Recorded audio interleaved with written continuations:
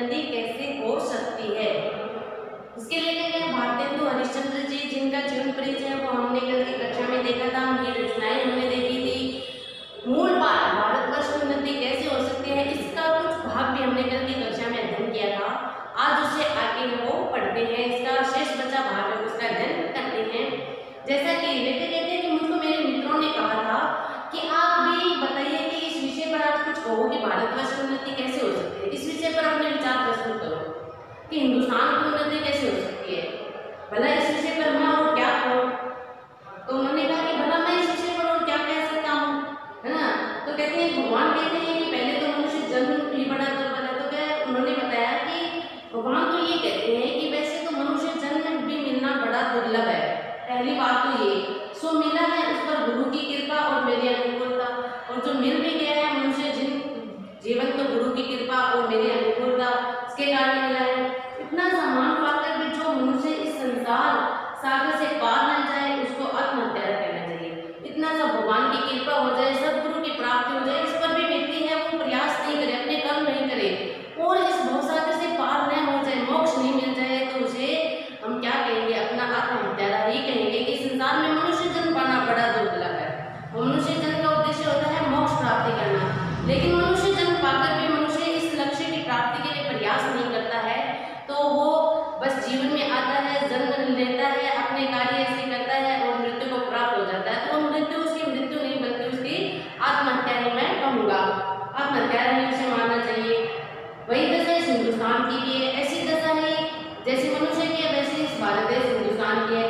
अंग्रेजों के राज्य में सब प्रकार का सामान पाकर अंग्रेज यहाँ आए थे, उन्होंने बहुत सुविधाएं हैं, भले ही उन्होंने अपने स्वार्थ पूर्ति के लिए की हो, लेकिन हिंदुस्तानियों ने उन्हें सुविधाओं का उन्होंने जो लाभ दिए थे उसका लाभ वो नहीं उठा पाए। और इतना सब सामान पाकर भी, अवसर पाकर भी हम लोग जो समय पर उन्नति न करें तो हमारा केवल अभाग्य और परमेश्वर का भोग होगा। तो ये हमारा अभाग्य ही होगा कि हम इतने सब सुविधाओं को पाकर भी है अपने भारतवर्ष की उन्नति नहीं कर पाए। तो ये हमारा अभाग्य, ईश्वर का हम पर कोप मानेंगे। सास के अनुमोदन में एकांत रात में सोने रहने में जाकर बहुत दिन से जिन प्राण के प्यारे परदेसी पति से मिलकर छाती ठंडी करने की इच्छा थी, उस लाज में मुँह भी न खोले न बोले तो उसका अभाग्य। अगर कोई नवयुवती है जो अपने प्रियतम से मिलती है, एकांत में मिलती है, लेकिन लाज वश में कुछ नहीं बोल पाती है, कुछ नहीं कहते हैं, न मुँह बोलती है, न अपना चेहरा दिखाती है, तो ये उसका अभाग्य ही होगा कि ऐसा सुनहरा अवसर मिलकर भी उसने वैसे ही गंवा दिया, तो ये उसका अभाग्य ही होगा। ऐसे ही भारतवर्ष के जो लोग हैं हिंदुस्तानी, उन्हें भी ऐसा अवसर मिला था अपनी उन्नति करने का, लेकिन उन्होंने वो अवसर है वो खो दिया था, तो उसका अभाग्य होगा। वह तो कल भी प्रदेश चला जाएगा। वैसे अंग्रेजों के राज्य में जो हम हुए के मेंढक बन के रह गए, कांच के उल्लू बन के रह गए, बस सीमित जो क्षेत्र था या सीमित साधन मिले उसी में ही उलझ कर हम रह गए, कुएं का मेंढक बन के रह गए, अपने ज्ञान को विस्तृत नहीं कर पाए, उसी में उलझ कर पिंजरे के अंदर आग की तरह ही बने रहे कि जैसा उसे कहते थे बोलने के लिए वैसा ही वो बोलता है, बस वो बातों को दोहराता है। वैसे ही हम जैसा हमें अंग्रेज सरकार ने डालना चाहा वैसे ही हम डलते चले गए। तो ये हमारी कमी रही है, हमारी कमबख्त हमारी कमी है, या हमारी मजबूरी रही है, या हमारी अभाग्य, हम इसे कह सकते हैं कि हमारा अभाग्य ही हो रहा है। बहुत लोग कहेंगे कि हम तो पेट के धंधे के मारे छुट्टी नहीं है बाबा, क्या उन्नति करें। तो बहुत से लोगों का तो उन्नति की बात की जाए कि भारतवर्ष की उन्नति के लिए प्रयास करें, तो कहेंगे कि हमें तो पेट की छुट्टी, पेट भरने की छुट्टी इसलिए ही फुर्सत नहीं मिली है कि हमें तो अपना गुजारा करने, अपना घर पालने या अपना परिवार पालने के अलावा हमें छुट्टी नहीं मिलती। हम देश के बारे में कब सोचें, कैसे उन्नति करें हम। तो इसके बारे में तुम्हारा पेट भरा है, तुमको ढूंढ के सुनते हैं, वो कहेगा कि भाई तुम्हारा पेट भरा हुआ है इसलिए तुम उन्नति की बड़ी बड़ी बातें हैं वो करते हो, लेकिन हमें तो अपने पेट की छुट्टी इसलिए फुर्सत नहीं मिलती है, पेट के धंधे के मारे छुट्टी नहीं मिलती है, तो हम क्या उन्नति करेंगे। यह कहना बहुत बड़ी भूल है। जो व्यक्ति ऐसे कहते हैं, जो समाज में ऐसे लोग हैं जो ऐसे बात करते हैं, ये उनके लिए एक बड़ी भूल होती है। इंग्लैंड का पेट भी कभी यूं ही खाली था। अगर हम इंग्लैंड की बात करें तो इंग्लैंड है वो सीधा ही ऐसी उन्नति के पथ पर नहीं चला गया था, उसका पेट भी कभी खाली ही था। उसने एक हाथ से अपना पेट भरा, दूसरे हाथ से उन्नति के राह के कांटों को साफ किया। लेकिन वहाँ के लोग, इंग्लैंड वासी जो लोग थे, उन्होंने एक हाथ से अपने पेट को भरने का कार्य किया, तो दूसरे हाथ से देश की उन्नति के मार्ग में जो पीछे कांटे थे उन्हें हटाने का कार्य किया, अर्थात देश की उन्नति के लिए जो उन्होंने प्रयास है वो किया। तब जाकर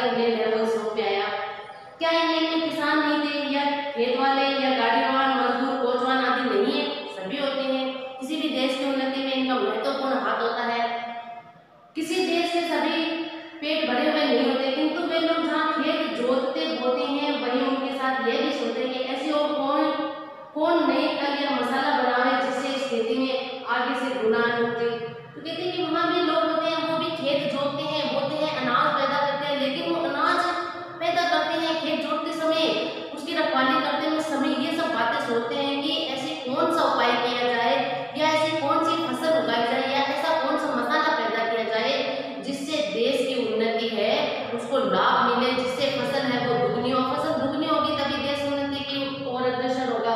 तो कहते हैं वहाँ के लोग ये सोचते हैं कि कोई नई कल या मसाला बनाए, कोई कल यानी मशीन, कोई ऐसी नई मशीन पैदा करे या कोई ऐसा नया मसाला पैदा करे कि जिससे इस खेती में आगे से गुना अन्न उपजे, दुगनी उन्नति हो। विलायत में गाड़ी के कोचवान भी अखबार पढ़ते हैं। विलायत की अगर बात की जाए तो वहाँ के जो कोचवान होते हैं, गाड़ी चलाने वाले होते हैं, वो भी अखबार पढ़ते हैं। उन्हें कहाँ फुर्सत मिलती होगी अखबार पढ़ने की? सुबह आते हैं, शाम तक, रात तक, देर रात तक वो गाड़ी चलाते रहते हैं, कब अखबार पढ़ते होंगे? जरा विचारिए, जरा सोचिए। तो सुनिए, जब मालिक उतर कर किसी दोस्त के यहाँ गया, उसी समय कोचवान ने गद्दी के नीचे से अखबार निकाला, वहाँ उठ गया कोचवान। तो वहाँ के विलायत के जो कोचवान होते हैं उन्हें भी फुर्सत नहीं मिलती है, सुबह काम पे लगते हैं और देर रात तक है वो अपनी गाड़ी चलाते रहते हैं कोचवान, लेकिन उन्हें अखबार पढ़ने का अवसर कम मिल जाता है, समय कम मिल जाता है। लेकिन देखिए वो समय नहीं गंवाते, एक पल भी व्यर्थ नहीं करते हैं। जब गाड़ी से उतरकर जो मालिक होता है किसी अपने दोस्त से मिलने के लिए जाता है, उस समय वो बाहर खड़े इंतजार करते हैं, उस समय अपनी गद्दी से अखबार निकालते हैं, उस समय पढ़ते हैं। लेकिन हमारे यहाँ हिंदुस्तान में जो कोचवान है, गाड़ी वाले, वो क्या करते हैं? जब तक मालिक मिलने किसी से जाता है उस समय या तो गप करेंगे या फिर हुक्का या धूम्रपान है वो करेंगे, हुक्का पिएंगे या फिर गप करेंगे। सो गप भी करेंगे, वो भी निकम्मी गप करेंगे, किसी देश के हित वाली बातें हैं वो नहीं करेंगे। वहाँ के लोग गप भी देश के प्रबंध चाहते हैं। वहाँ के लोग अगर गप करते हैं, वहाँ के लोग भी अगर बातचीत करते हैं, आपसी गप आते हैं, तो उस समय भी वो देश के प्रबंधन की बात करते हैं, नए की फालतू की निकम्मेपन की बातें हैं वो करते हैं। इसलिए देश उन्नति करता है। सिद्धांत है कि वहाँ के लोगों का यह सिद्धांत है कि एक क्षण भी व्यर्थ न जाए। वहाँ का सिद्धांत ऐसा है कि लोग ऐसे सोचते हैं एक पल, एक क्षण भी है वो व्यर्थ नहीं चलाता है, समय का बड़ा सदुपयोग करते हैं वो, तभी देश उन्नति करता है। उसके बदले यहाँ के लोगों में जितना निकम्मापन हो उतना ही वह बड़ा आदमी समझा जाता है। लेकिन हिंदुस्तान में जितना व्यक्ति आलसी निकम्मा, उसको समय मिलता है कि भाई बहुत बड़ा आदमी, इसके पास तो समय है, वो बड़ा माना जाता है, अमीर समझा जाता है। आलस में इतनी बढ़ गई है कि मलुकदास ने दोहा भी बना डाला है, अजगर करे न जागे, पंछी करे न काम, दास मनुका कही गए सबके दाता राम। तो यहाँ देखिए आलस इतना बढ़ गया है, इतना अधिक आलस्य है यहाँ हिंदुस्तान में कि मलुकदास जी उन्होंने बड़ा अच्छा दोहा लिख दिया कि अजगर करे न चाकरी, पंछी करे न काम। कोई काम करना नहीं चाहता है, सब काम से जी चुराते हैं, पीछे हटते हैं, मेहनत करने से डरते हैं और कहते हैं बस राम के भरोसे कहते हैं कि सबके दाता राम है। वो ईश्वर ने जब हमें मनुष्य बनाकर भेजा है तो अपने आप पेट भर देंगे। अपने यहाँ कहावत भी सुनी होगी कि जब चोंच दिए तो चुका भी देंगे। ऐसे मनोवृत्ति वाले लोग रहते हैं।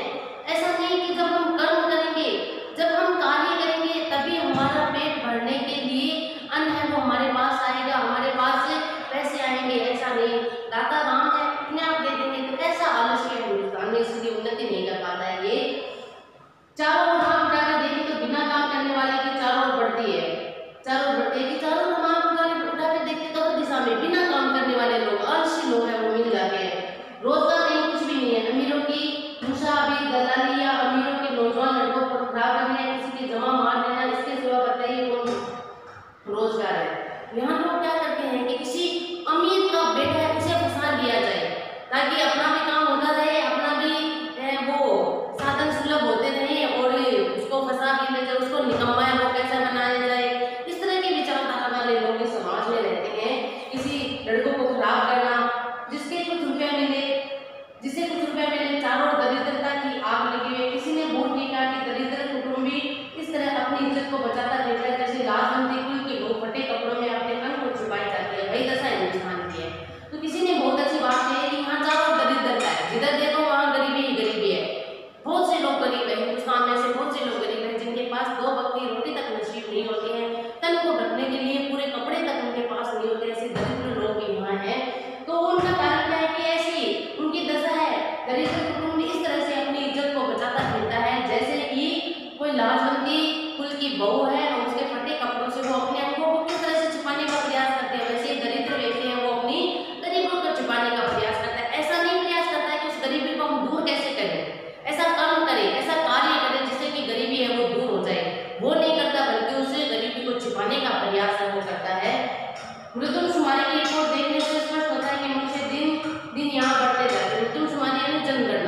जनगणना की अगर हम रिपोर्ट देखते हैं तो उससे पता चलता है कि मनुष्य तो यहाँ दिन दिन बढ़ जाता है, जनसंख्या बढ़ रही है और रुपया है वो दिन दिन कमती होता चला जाता है।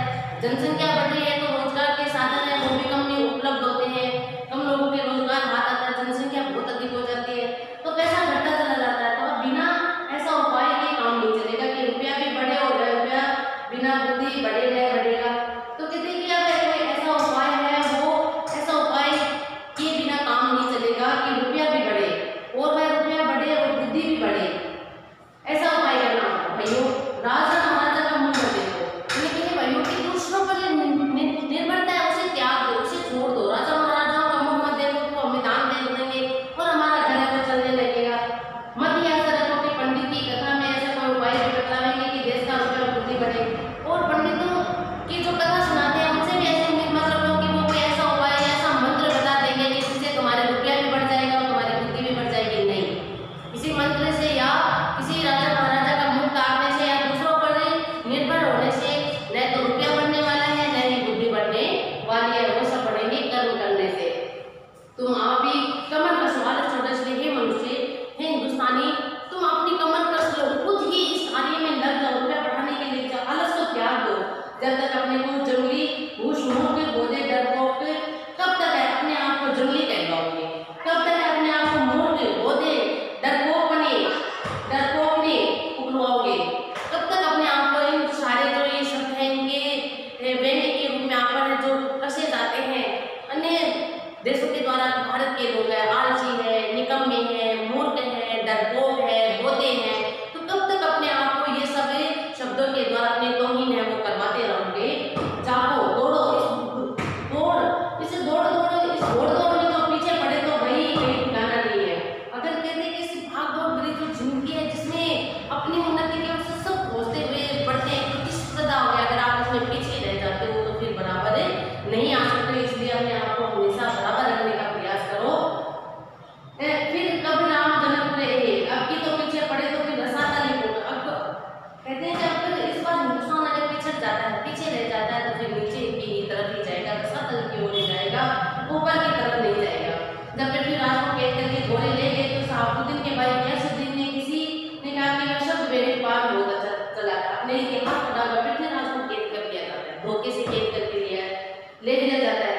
फिर एक दिन में कहते हैं कि जब शहाबुद्दीन के भाई गयासुद्दीन ने किसी से कहा कि वह शब्द वेदी बाण बहुत अच्छा चला था, शब्द वेदी यानी केवल शब्द सुन के आंखों पे पट्टी बांध के शब्द सुनकर उसी दिशा में है बाण चलाने का अभ्यास, तो बहुत अच्छा है। एक दिन सवाल ही कोई और 7 लोहे के तावे बाण से फोड़ने को रखे, 7 लोहे के तावे बाण से फोड़ने को रखे। पृथ्वीराज को लोगों ने पहले से ही अंधा कर दिया था, और पृथ्वीराज उसकी आंखें निकाल दी जाती है, अंधा कर दिया जाता है।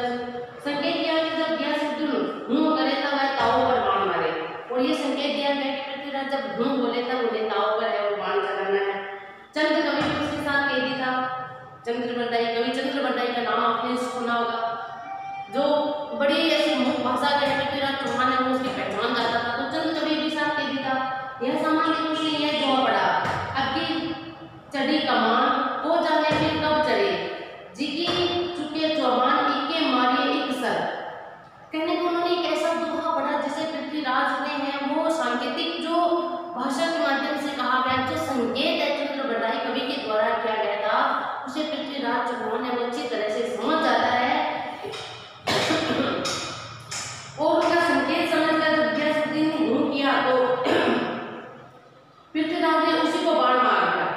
वही बात अब है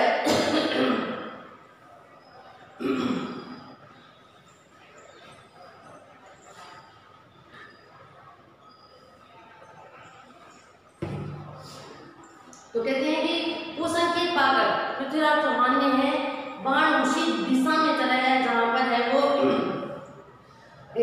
गयासुद्दीन था, वो बैठा था और उसे ही मार दिया जाता है, पृथ्वीराज उसी को मार दिया। अब वही बात है, अब की चढ़ी इस समय में सरकार का राज्य पाकर उन्नति का इतना सामान पाकर भी तुम लोग अपने को न सुधारो तो तुम ही रहो। वह सुधारना भी ऐसा होना चाहिए कि सब बात में उन्नति हो। तो देखते हैं जब ऐसी सरकार हर तरह से हमारा साथ देने वाली है, हर तरह से देश की उन्नति करना चाहती है, उन्नति के पथ पर आगे बढ़ना चाहती है, भारतवर्ष को उन्नति के शिखर तक ले जाना चाहती है, तो हम क्यों नहीं उसका साथ देते हैं, हम क्यों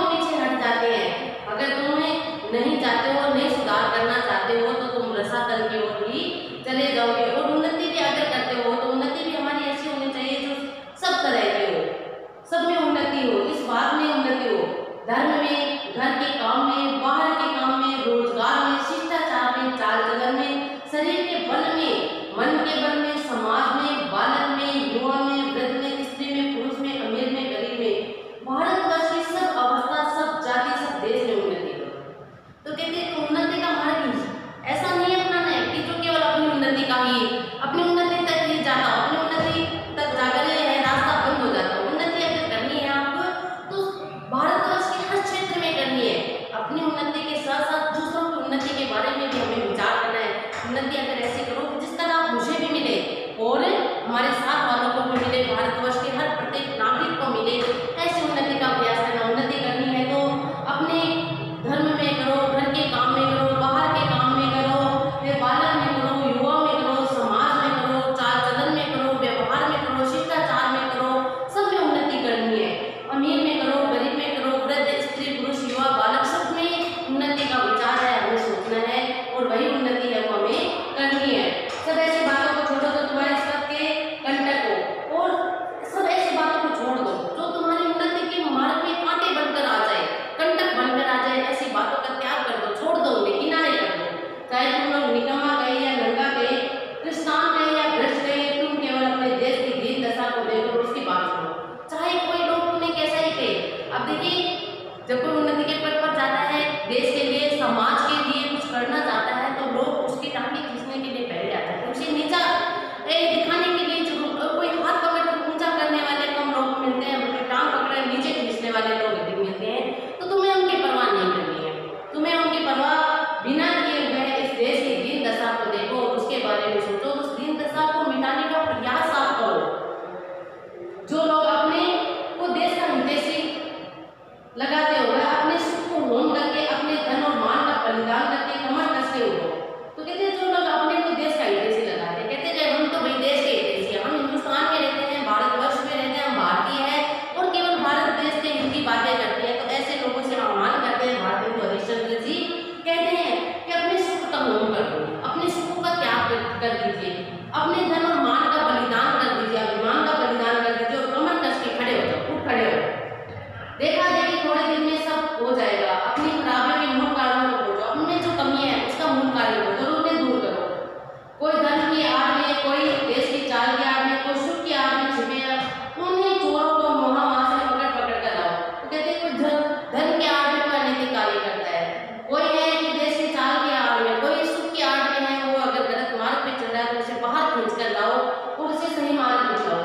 कोई बांध बांध कर कैद करो, वैसे बढ़कर क्या कहे कि तुम्हारे घर में कोई पुरुष व्यभिचार करने आवे तो जिस क्रोध में उसको पकड़ कर मारोगे, जहाँ तक तुम्हारे में शक्ति होगी उसका सत्यानाश करोगे। अब हमारे चोर में अगर हमारे घर में कोई अगर चोर आ जाता है, कोई ऐसा व्यभिचारी व्यक्ति आ जाता है, तो हम क्या करते हैं, बड़ा गुस्सा आ जाता है, हम उसका जब तक हमारे शरीर में जान रहती है, ताकत रहती है, हम उसका मुकाबला करते हैं, ऐसे सत्यानाश करने के लिए हम तैयार हो जाते हैं। उसी प्रकार उसी तरह इसी समय जो तुम्हारी उन्नति के पथ में कांटा बनती है उसको जड़ खोद कर फेंक दो, उसे निकाल फेंको। कुछ डरो मत, जब तक 100-200 मनुष्य बदनाम ना होंगे, जान से बाहर नहीं निकाले जाएंगे, दरिद्र न हो जाएंगे, कैद न होंगे, वरन जान से न मारे जाएंगे, तब तक कोई देश भी नहीं सुधरेगा। और देखिए दंड विधान की बात यहाँ करते हैं कि ऐसे ऐसे लोगों को पकड़ो, जब तक ये लोग हैं वो कैद नहीं होंगे, बदनाम नहीं होंगे, जात से बाहर नहीं निकाल दिए जाएंगे, दरिद्र नहीं हो जाएंगे और वरन जान से न मारे जाएंगे, तब तक है वो देश है उसमें सुधार नहीं होगा। अभी अब प्रश्न होगा कि भाई हम तो जानते नहीं कि उन्नति सुधारना किस चिड़िया का नाम। कई व्यक्ति कहते हैं भाई हम तो नहीं जानते देश को सुधारना या उन्नति करना किस चिड़िया का नाम है, क्या होती है ये बताइए जरा, किसको अच्छा समझे, क्या नहीं और क्या छोड़े, यानी किस मार्ग पर चले, कौन सा मार्ग सही है, कौन सा गलत है, किसको छोड़े, किसको अपनाए, क्या गलत है क्या सही है। कुछ बातें तो शीघ्रता से मेरे ध्यान में आती है, उसको मैं कहता हूँ। तो हरिश्चंद्र बाबू कहते हैं कि कुछ बातें इस विषय में मैं कहना चाहता हूँ। सब उन्नति का मूल है धर्म, सब उन्नति का मूल है धर्म। इससे पहले इसके सबसे पहले धर्म की उन्नति करनी चाहिए, उचित है। देखो अंग्रेजों की धर्म नीति और राजनीति परस्पर मिली है। अब अंग्रेज की अगर हम बात करें तो उनकी राजनीति और धर्म नीति है वो परस्पर मिली हुई है। तो सबसे पहले हमें अपने धर्म की उन्नति करनी है। इससे उन्नति दिन दिन कैसी उन्नति है उनको जाने दो। अपने ही यहाँ देखो, तुम्हारे यहाँ धर्म की आड़ में नाना प्रकार की नीति, समाज गठन, वैदिक आदि भरे हुए हैं। दो एक मिसाल दूंगी, एक तुम्हारा बढ़िया कमेला और यहाँ स्नान में उठाया गया है,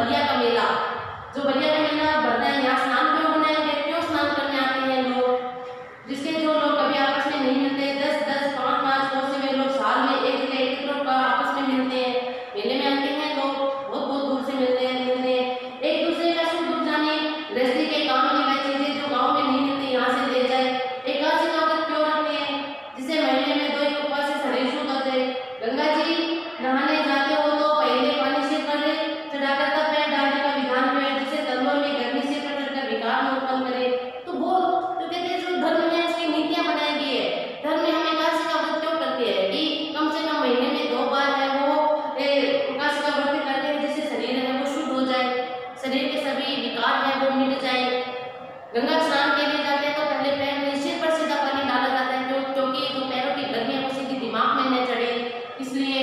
और मेले क्यों लगाई जाती है? क्योंकि बहुत बहुत दूर से लोग जो कभी मिल नहीं पाते हैं, इस मेले के बहाने हैं वो 5-5, 10-10 कोस से चलकर आते हैं, मिलते हैं, एक दूसरे में सुख दुख है वो जानते हैं, बड़े फायदे होते हैं मेले त्योहार का।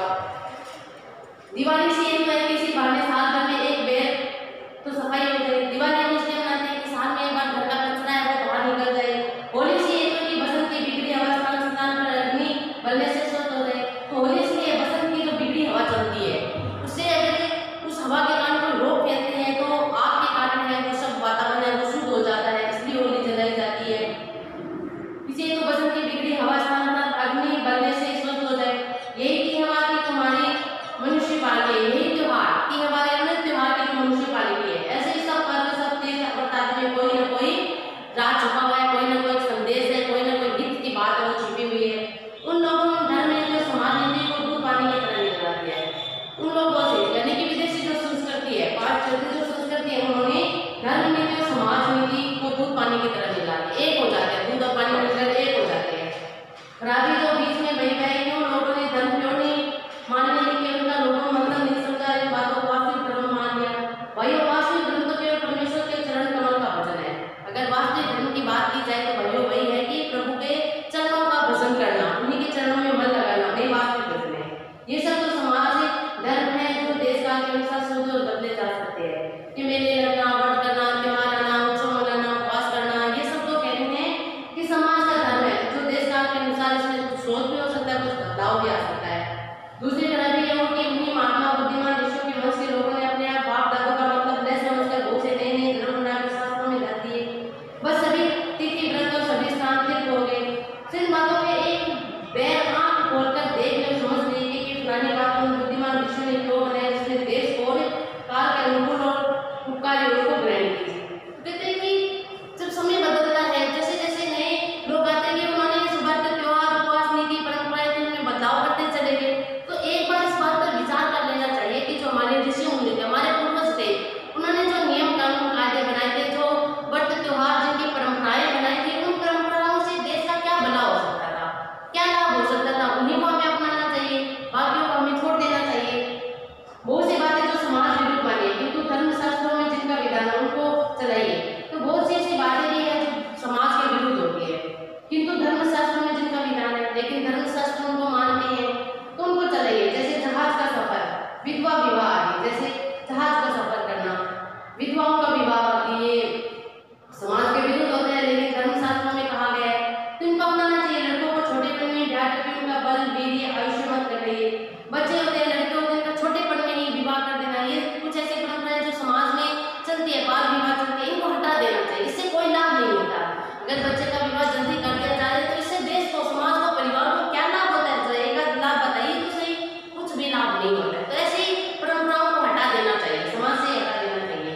और छोटेपन में ब्याह करके उसका बल घटा देते हैं, उसका वीर्य घटा देते हैं, उसका आयुष्य, उसकी आयु कम हो जाती है। तो क्यों ऐसा कार्य करते हैं? हानि होती है, तो क्यों ऐसा कार्य किया जाए? आप उनके माँ बाप या उनके शत्रु है, तो ऐसे बच्चे, ऐसे माँ बाप जो अपने बच्चों का बाल विवाह कर देते हैं तो उनके माता पिता हैं या शत्रु है? आप वीर्य उनके शरीर में कुछ होने दीजिए, विद्या कुछ पढ़ने में दीजिए, नौन तेल लकड़ी की फिक्र करने की बुद्धि उसे आ जानी चाहिए, तब उसका घर बसाना चाहिए, उसका वीर्य बढ़ने दीजिए, उसका बल बढ़ने दीजिए, उसे समाज की अच्छी बुरी बातों को समझने का मौका मिलना चाहिए, उसकी बुद्धि का विकास होना चाहिए, नमक मिर्च लेने के लिए क्या उसमें योग्यता होना चाहिए, ये सब उसे समझ लेने देना चाहिए, सीख लेने दीजिए, तब उसका पैर काट में डालिए, तब उसका विवाह है वो कीजिए। कुलीन प्रथा, बहु विवाह आदि को दूर कीजिए। कुलीन प्रथा, बहु विवाह, बहुत सारे विवाह एक एक कहने की लगा देते, इन सब प्रथाएं जो बुरी है समाज के दिन हटा दीजिए। लड़कियों को भी पढ़ाई के तुम चाल से नहीं जैसे आजकल पढ़ाई जाती है, जिसमें उपकार के बदले बुराई होती है, ऐसी चाल से उनको शिक्षा दीजिए जो अपना देश कुल धर्म सीखे, पति की भक्ति करे और लड़कों को सहज में शिक्षा दे, और लड़कों को सहज में शिक्षा दे। लड़कियों को पढ़ाने की बात करते हैं लेकिन ऐसी शिक्षा देने की बात करते हैं जिस जो कि अपने घर के लिए भी, और जिस घर में वो जाती है अपनी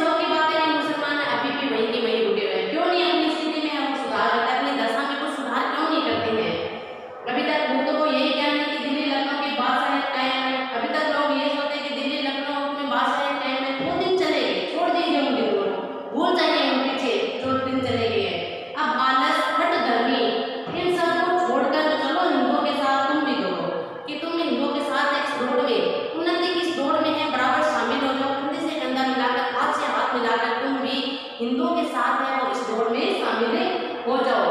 अपनी हर धर्म को छोड़कर अपने आलस्य का त्याग कर पुरानी बातें दूर करो।